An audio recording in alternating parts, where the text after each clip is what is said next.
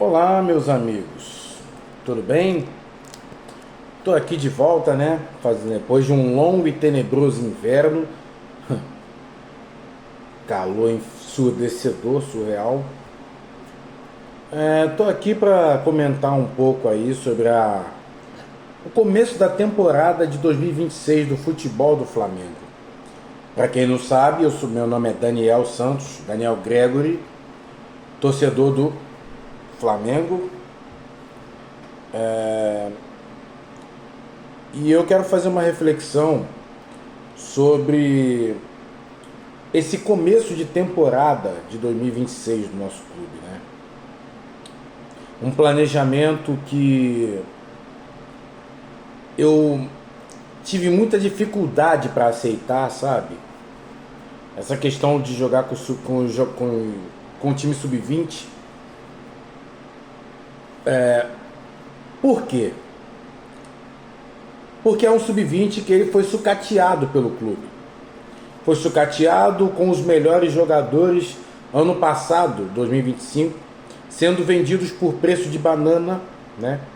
O Felipe Tereza foi embora, o Chola, que eu gostava demais desse jogador, um ponta super rápido ali, sabe?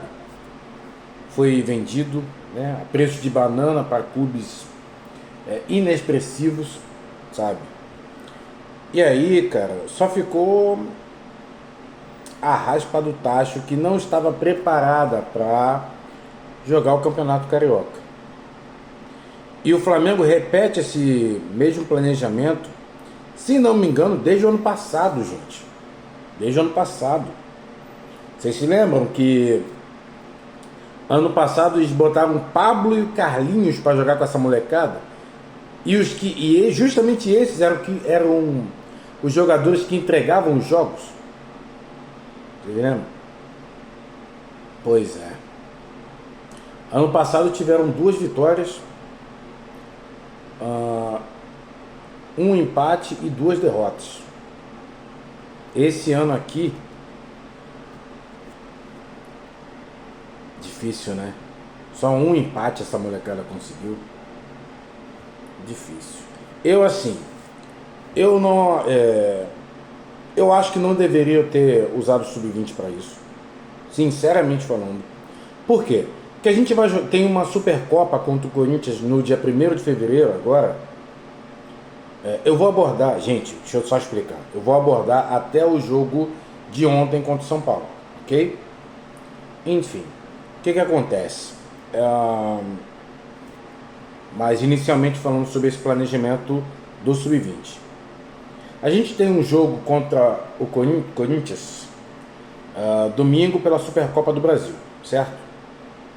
No primeiro jogo da temporada do Corinthians, o Corinthians jogou com um time mesclado, jogou com um time médio. O Mateuzinho, que é titular, estava jogando, sabe? Alguns jogadores, né? Jogou ali esse primeiro jogo do Campeonato Paulista, sabe? Eu acho que o Flamengo deveria ter seguido isso aí à risca também. Não adianta muito você dar férias longas para jogador, se no meio do ano vai ter paradas, sabe? Vai ter parada para a Copa do Mundo e tal. Tudo bem, eu entendo que alguns jogadores devam ser convocados do Flamengo, mas assim, eu não acho isso correto. Se é para ter uns dias a mais, uma semana e tal, vai ter paradas para isso, entende? Então esse planejamento para mim já imaginava que fosse estar errado, porque com uma base sucateada e com jogadores que assim, você não confia, e você tirar o elenco de uma copinha para jogar esse futebol no Carioca, não ia dar certo, né? Só podia dar ruim. Enfim. Então vamos começar a partir do momento aqui, vamos pular para a etapa aí do jogo contra o Vasco, que aí sim o Flamengo voltou, né? Voltou com time misto, tal, como deveria ser mesmo, de fato. E aí a gente consegue jogar, e o Vasco ele tem um certo receio de jogar, de ir para cima do Flamengo, de tomar um gol, né? O Flamengo foi melhor o jogo todo, conseguiu algumas finalizações, muitas finalizações no caso, né? Da falta de pontaria de alguns jogadores, né? Que alguns jogadores que não deveriam nem mais estar no clube, e eu vou falar isso mais pra frente no vídeo, certo? Bom, vamos lá. E aí a gente ganha, tem uma...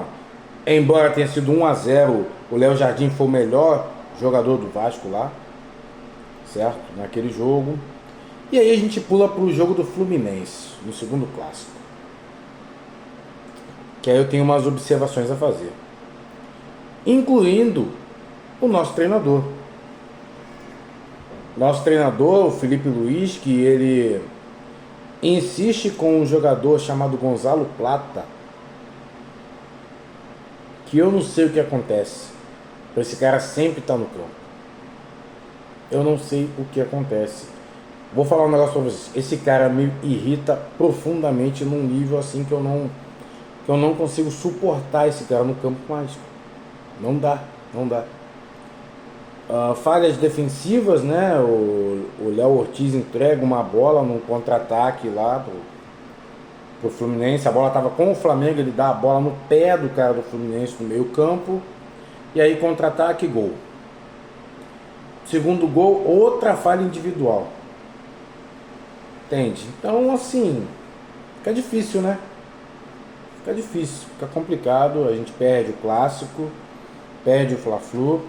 E uma coisa que me irritou, que me deixou bravo, sabe? Felipe Luiz, sei que você não vai ver esse vídeo, mas eu tenho um recado pra você. Cara, assim, você tem uma convicção absurda no Gonzalo Plata, né? Tem uma convicção surreal nesse cara. Mas assim, a gente entrou com o Alexandro na lateral esquerda. E como ele precisou ser substituído, porque era o primeiro jogo dele na temporada, você precisava de um lateral esquerdo e você improvisou o Varela na lateral esquerda, porque você tinha um lateral de origem, lateral esquerdo de origem, que você não deu chance, você não deu oportunidade, sumiu com ele do time. Preferiu o Ayrton Lucas, que não podia jogar, não estava relacionado para aquele jogo. Não sei porquê também. Que é o Matias Vinha. E você fez de tudo para ele sair do Flamengo. Para não Fla-Flu, você, quando precisasse de um lateral esquerdo de origem, você improvisar um lateral direito, que foi o Varela na esquerda. Tá errado, Felipe. Tá errado, cara. Assim que você quer jogar, incrementar o seu elenco. E assim, o Emerson Royal também na direita não dá, né? A gente tenta, eu fiz um esforço muito grande para conseguir aceitar que esse cara fosse lateral reserva, mas me desculpa, não tem condições. Esse cara não tem condições. Vai ser isso aí que a gente viu. No máximo um jogo minimamente razoável. Não vai passar disso, na minha opinião, sinceramente falando. E assim, o que acontece? Esse time aí é bom, é maravilhoso, é incrível, mas tem carências, como todo time tem carência nas suas laterais reservas. Então assim, cara, tem que ir atrás de outro lateral. Direita e esquerda, reserva, filho. Você trouxe o Paquetá aí, bacana, legal. Você não, o Flamengo trouxe, né? Depender de você, eu não sei o que você queria.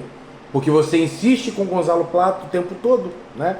Eu acho que se oferecesse o Paquetá, você não ia querer, capaz, não sei, né? Que a contratação do Paquetá foi do Flamengo e não sua. Tenho certeza disso. Enfim. E aí a gente perde o Fla-Flu, né? E tem esse jogo, a estreia do Brasileiro contra o São Paulo. Você insiste com o Gonzalo Plata outra vez, né? É um negócio inacreditável. E aí, mais falhas individuais, cara, do zagueiro. Agora, ó, já tivemos falha de Emerson Royal, Léo Ortiz, Léo Pereira e do Pulgar.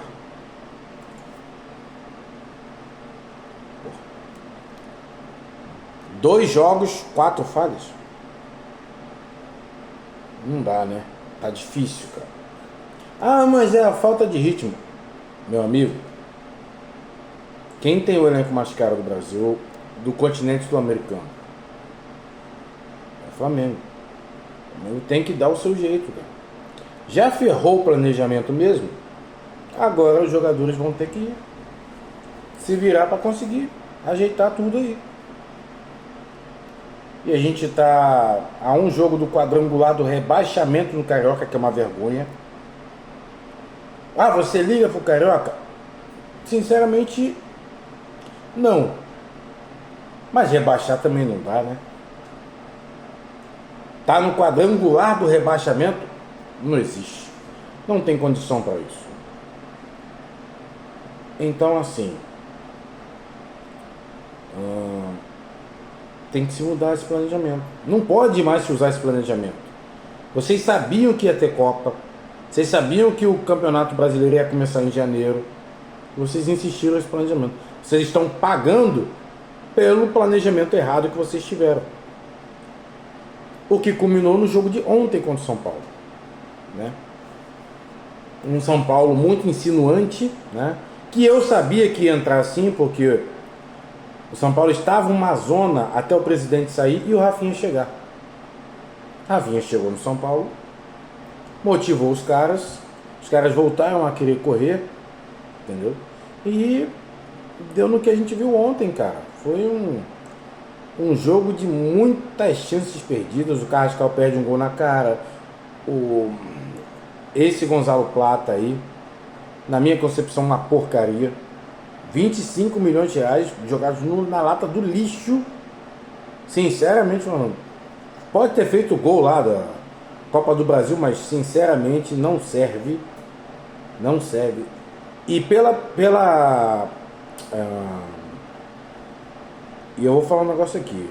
Pela posição que o Gonzalo Plata jogou nos 2 jogos, no Fla-Flu e no São Paulo, graças a Deus que o Paquetá chegou. Porque o Paquetá é para jogar ali, na posição do Plata, e tirar esse cara do time. O Plata estava de ponta esquerda, não dá para jogar assim. Não dá para jogar com esse cara. Esse cara atrasa passe, atrasa contra-ataque, atrasa finalização, atrasa assistência. Atrasa o jogo todo, ele atrasa o Flamengo. Cara, não tem condição. Fez o gol ontem, 90% do gol é do Pedro. Pedro deu a bola para ele fazer gol. Tipo, faz, meu filho. Foi lá e fez, tentou perder ainda. Tentou perder, mas não conseguiu e fez o gol, certo? E aí, cara, outra falha defensiva. Eu acho, sinceramente, quando o Flamengo fez o primeiro gol, o time relaxou. E você não pode relaxar contra um time que está espiritualmente querendo provar, sabe, alguma coisa contra o São Paulo, como o São Paulo fez ontem, sabe? Então ali, quando fez o gol, bateu o espírito da acomodação. Esse time se acomodou. Está querendo se acomodar e a gente não pode deixar. Não pode permitir que o time do Flamengo seja um elenco vagabundo. Não dá. Contra o Corinthians domingo vai ter que mostrar resultado. Vai ter que mostrar resultado, ter que ganhar. O Corinthians também perdeu contra o Bahia no Brasileiro. A gente perdeu também. Então os 2 resultados. Quem tem...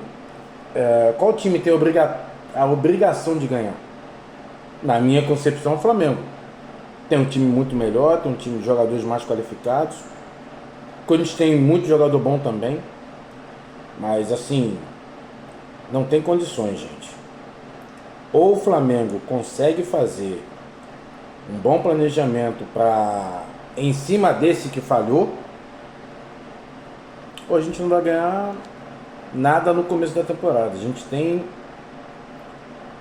se não me engano, 3 taças para jogar: Carioca, Supercopa e a Recopa Sul-Americana, que a gente não ganha desde 2020. Pois é. Tivemos outra em 2023, o ano que a gente perdeu todas as taças que disputou. Isso não pode se repetir esse ano, porque esse ano o investimento foi muito grande. Muito grande. Trazendo o Paquetá, a gente trouxe o Vitão, tem mais alguns jogadores para chegar ainda. Isso não pode acontecer jamais, nunca. Sabe? Então é isso, galera. É uma reflexão sobre esse início de 2026 da temporada no nosso clube, tá bom? E a coisa vai ter que mudar. Se quiser ser campeão, a coisa vai ter que mudar de figura. E a gente não pode deixar jogadores que foram campeões ficarem acomodados com a conquista lá atrás. Flamengo é cobrança sempre. Sempre tem que vencer, sempre tem que ganhar. E a gente vai cobrar. E a cobrança se começou hoje, com esse vídeo para vocês, tá bom, meus amigos? Dê o like aí, compartilhe, tá bom? Comente bastante aí no canal aí, dando a sua opinião. Se você concorda com essa minha análise, tem alguma coisa que você queira comentar, campo de comentários estão aí, tá bom? Essa foi a minha reflexão sobre o início da nossa temporada, tá bem? Muito obrigado por tudo. Vamos, Mengão. É isso aí, vamos ver se a gente consegue, né? Se os jogadores continuam comprometidos. E Paquetá, sou teu fã, garoto. Sou teu fã. Você provou que você não é mercenário, né? Como alguns aí que só pensavam em dinheiro, tá bom? É isso, galera. Abraço. Fui.